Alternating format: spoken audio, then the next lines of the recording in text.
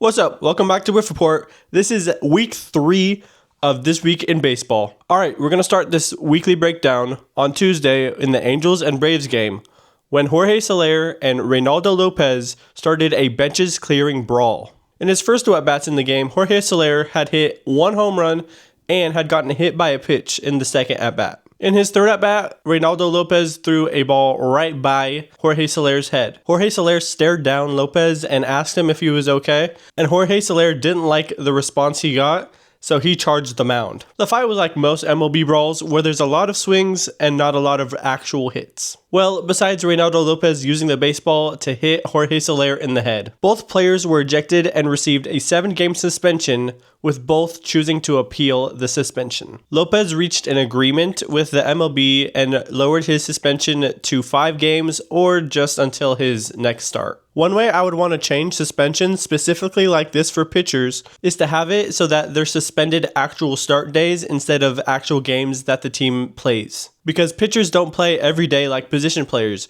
so it hurts more for position players to be suspended multiple games. So if pitchers were actually suspended days that they would be pitching, it would even it out a lot more. Jorge Soler has been able to play through his appeal process, and once that is complete, he will serve his suspension. The Angels would go on to lose that game 7-2. Also on Tuesday, John Schneider was thrown out of the game in the 5th inning after a balk was called on Kevin Gausman. The umpire said that Gausman didn't come fully set and he went early. That is a balk and is illegal. Schneider argued that it wasn't a balk and he does it every single time. Jomboy Media has a great video breaking down this whole situation, and in the video it shows that he did go early and didn't give the batter enough time to come set. Moving on to Wednesday, the Pirates and Connor Griffin reached a 9-year, $140 million contract. This is the largest contract in Pirates history, just beating out Brian Reynolds' $106.75 million deal in 2023. Also on Wednesday, with Shohei Ohtani on the mound in Toronto, a mistake ABS challenge by Will Smith occurred on the very first pitch of the game. After throwing the pitch, Ohtani went to adjust his hat as he usually does at the back of his head. Will Smith, seeing Shohei reach for his hat and thinking he wanted a challenge, called for the challenge to the umpire. The pitch was very much a ball, so they lost the challenge. This was obviously a miscommunication by the two players. Mainly for Will Smith, Ohtani went for the back of his hat, not the front, which is where you're supposed to challenge a call. So this was just a bad look for Smith in a game that the Dodgers would go on to lose 4-3. Moving on to Friday, Ichiro Suzuki was presented his very own statue in Seattle. After the covering had been pulled off of the statue, Ichiro looked up and saw that the bat had been broken. Ichiro was all laughs though, including Ken Griffey Jr., who was also there in attendance. The Mariners media team later posted a picture of the updated model giveaway statues for fans as a gag. The statue was fixed later that day before the game against the Houston Astros. Speaking of Ichiro,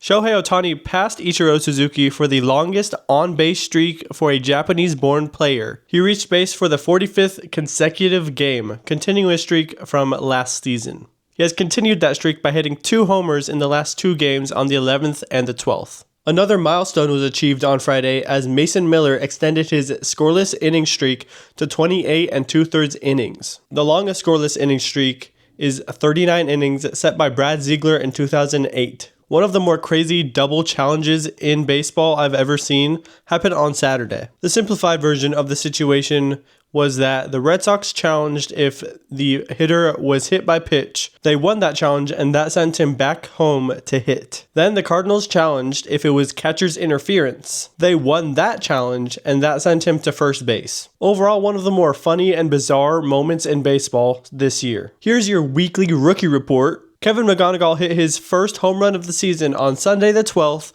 off of former Cy Young pitcher Sandy Alcantara. The Tigers would go on to win that game 8-2. Another fun moment this week for Connor Griffin as he hit a looper base hit into left field. The fun part about it was that he hit it twice. The Guardians' rookie right fielder has continued his amazing start to the season with the bat. So far, he has a .300 batting average with 5 home runs, which is tied for third most in the league so far this year. Here are the updated standings with just over 2 weeks in the books. In the AL East, there's a 3-way tie for first with Tampa Bay Rays, New York Yankees, and the Baltimore Orioles tied for first, going 8-7 in their first 15 games. In the AL Central, the Minnesota Twins and Cleveland Guardians are tied for first at 9-7. In the AL West, the Texas Rangers and the Athletics are tied for first at 8-7. Moving on to the National League, the Marlins have been dethroned in the NL East, and the Braves are in first at 10-6. The Pirates are in first place in the NL Central with the Reds just a half game back. And finally, the Dodgers are in first place in the NL West, going 11-4 with the Padres 1.5 games back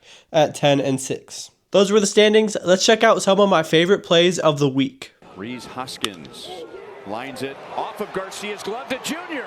Out at second, and man, what a double play. Thanks for watching. Don't forget to like, subscribe, and I'll see you guys next time.